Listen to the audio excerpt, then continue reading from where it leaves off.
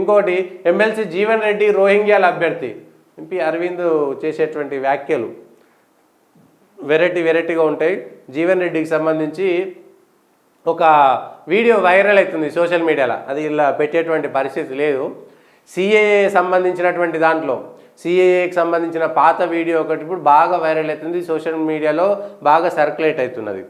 ఏంటంటే ఆయన సిఏఏ ఆవేశంగా మాట్లాడుతూ వచ్చిరాని హిందీ ఉర్దూ భాషలో మాట్లాడుతూ పాపం జీవన్ రెడ్డి గారు మాట్లాడినటువంటి మాటలు ఇవాళ జీవన్ రెడ్డి గారికే వ్యతిరేకమయ్యేటువంటి అవకాశం కనబడుతుంది. ఇదే అరవింద్ గారి నాయన డి శ్రీనివాస్ గారు ఉప ఎన్నికలో 2009 ఎన్నికల్లో ఒక మాట మాట్లాడితే అప్పుడు ఎండల లక్ష్మీనారాయణ అనేటువంటి అభ్యర్థి భారతీయ జనతా పార్టీ తరఫున గెలిచిండు, అదే నిజామాబాద్ అర్బన్ నుంచి.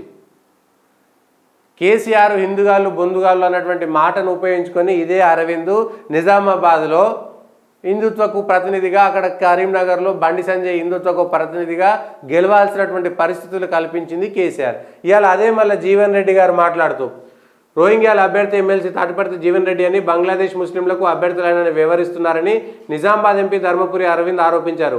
జగిత్యాలలో శనివారం నిర్వహించిన బీజేపీ నియోజకవర్గ స్థాయి కార్యకర్తల ఆత్మీయ సమావేశంలో ఆయన మాట్లాడుతూ జీవన్ రెడ్డికి సంబంధించిన కొన్ని విషయాలు ఇటీవల సోషల్ మీడియాలో చక్కర్లు కొడుతున్నాయని చెప్పారు. ఇక్కడ ఉన్న హిందువులు భారతీయులకు తాను అభ్యర్థునని చెప్పారు. జీవన్ రెడ్డి కేవలం రోహింగ్యాల కోసం, బంగ్లాదేశ్ ముస్లింల కోసం ఎన్నికల్లో నిలబడినట్లుందని విమర్శించారు.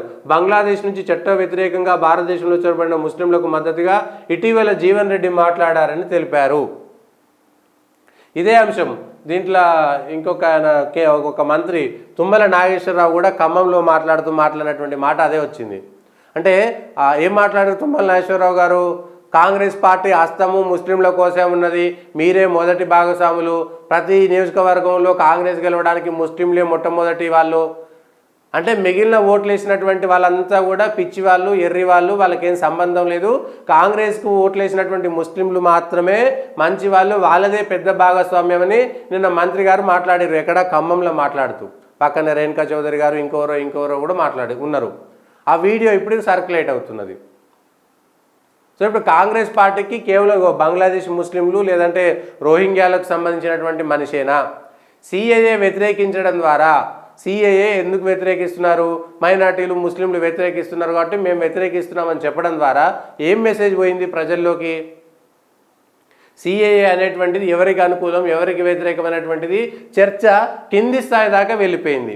ఇవాళ అదే సిఏఏని వ్యతిరేకిస్తున్నటువంటి కాంగ్రెస్ పార్టీకి వ్యతిరేకంగా ఇది తెలంగాణలో ఆ వేడి, ఆ గాలి, నరేంద్ర మోడీ వేడి గాలి ఉన్నటువంటి సందర్భంలో ఆచితూచి వ్యవహరించాల్సినటువంటి కాంగ్రెస్ పార్టీ చేస్తున్నాయిగో ఈ టచ్లో ఉన్నారండి, లేకపోతే రోహింగ్యాలకు తీసుకుపోయి వీళ్ళు రేషన్లు, వాళ్ళకు సంబంధించిన బియ్యాలు, బట్టలు పంపిణీ చేస్తారు. సేమ్ ఇదే జరుగుతున్నది. ఇది జగిత్యాల లాంటి ఏరియాలో పాపులర్ ఫ్రంట్ ఆఫ్ ఇండియా లాంటి ఉగ్రవాద సంస్థలు చాలా లోపలికి చొచ్చుకుపోయినాయి జగిత్యాలలో. దానికి కారణం ఎవరు?